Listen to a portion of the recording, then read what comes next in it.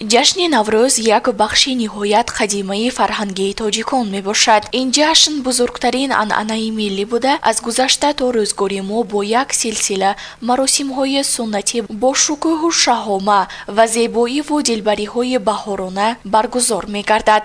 Ба муносибати Наврӯзи аҷам дар пойтахти Русия барномаи бошукӯҳи консертӣ бо иштироки машҳуртарин сарояндаҳои Тоҷикистону Ӯзбекистон доир мешавад. Таври Спутник TG хабар медиҳад, барномаи консерти Идона санаи 19 март дар Вика студиум барпо мегардад.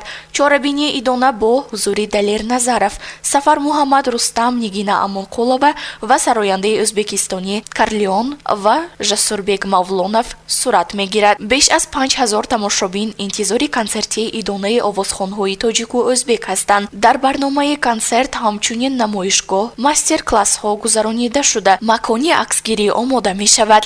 Тамошобинон имкон доранд рамзи асосии ҷашни Суманакро дар ин ҷо бичашанд. Пахши мустақими консерт дар шабакаҳои иҷтимоӣ сурат хоҳад гирифт.